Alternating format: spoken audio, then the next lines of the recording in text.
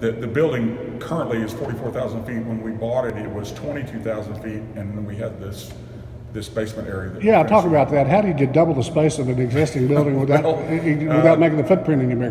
They built a full, complete walkout basement underneath this building. So the back of the building was 2-story, and the front of it was single-story.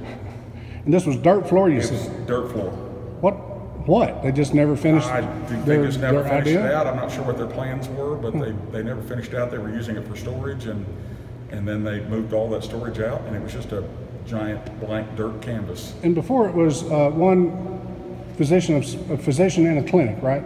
Yes. 2 tenants. Now you're marketing it how? Is what kind of space? So it's general office, and so we have some medical, and then we'll have some office in here as well.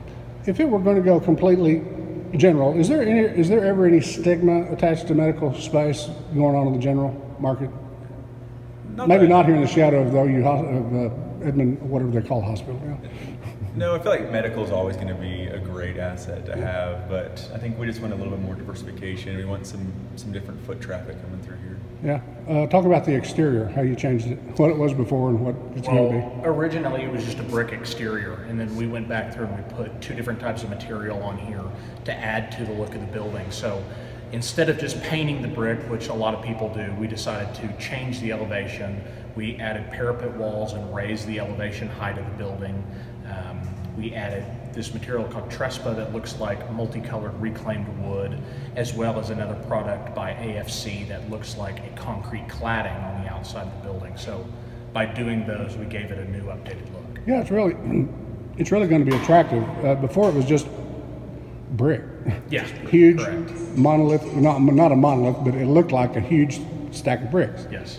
You had to add an elevator. There's an elevator shaft, but there was no elevator. What was that all about? There was a shaft. So when they built the building, like Derek was saying, they had planned to finish out the basement space, and they had thought ahead of time to put an elevator shaft in, but no elevator was installed. So when we came in, we had to finish out the elevator shaft, open everything up, excavate the dirt, and pour a new pit. And then while we were doing that, we went ahead and poured the basement floor at the same time. So 44,000 square feet of office space going on in the market, right? Yes. Talk about the market. Is it ready? Can it absorb that pretty readily? Market's good.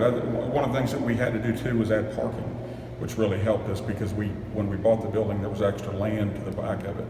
So we added another 48 spaces in the back. So now those people have direct access to the lower level here. So that helped us a punch too. So our parking is good. Market is good. Medical in Edmond has been real strong. OU Hospital is across the street. And then we've got the new Integris on the highway, and now Mercy is building another facility there. So the medical has been strong in Edmond.